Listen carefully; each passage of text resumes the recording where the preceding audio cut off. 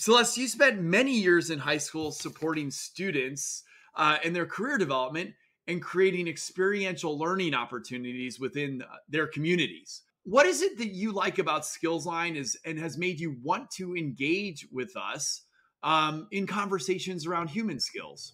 There are really so many things I like about Skillsline. I'll try to keep it to three or four. But first of all, the thing I really appreciate about it is the framework that you've provided. Educators need to work from standards, and we work from frameworks. So I really like the framework that you provide and those core competencies that you start with, and then you give the human skills within those competencies. The self-agency, the collaboration, results orientation, these things that are important, employability skills for students to develop.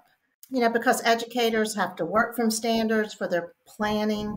And when they have that clear framework, that is very helpful for them. So that's the first thing I noticed, is just supplying that framework for educators. And I think that for educators, it's very helpful when they have that big picture and it relates back to the purpose of the school system and what the state boards of education articulate. When we first started, we made a very specific, intentional decision to create a framework that was flexible and could map to various standards.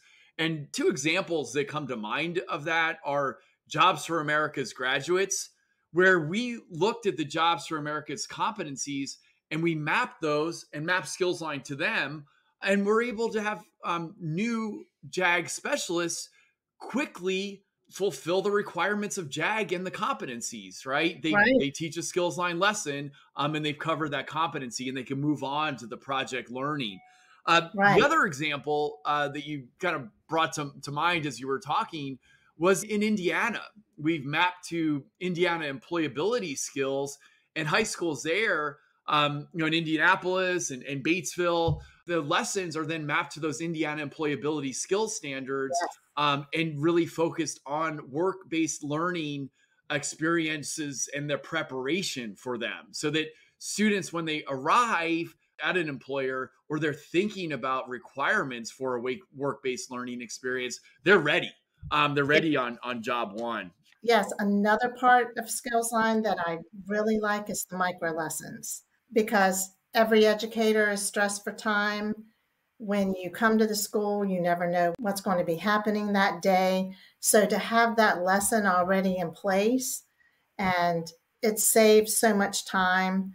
For those who are resource people, like counselors or career specialists, if you're asking for time out of a classroom, maybe it's an English class, maybe it's a history class, a lot of teachers don't want to give up an hour or a half an hour. They can work you in for 15 minutes, right? So if you have a 10-minute micro lesson that either you can come in and do, or you can ask them to do maybe at the beginning of a class before they jump into their core content, then that is really helpful. Having those concrete short-term lessons available is just key. One of the bits of feedback that we've gotten from a number of teachers that are looking to integrate this into the classroom is that we lift the burden of learning a whole new discipline, right? We're able to bring forward the human in the discussion, and the technology just helps bring that along, brings that knowledge and brings that common language to both the learner and the teacher, the counselor. And we all start as a group, as a community, using that same language.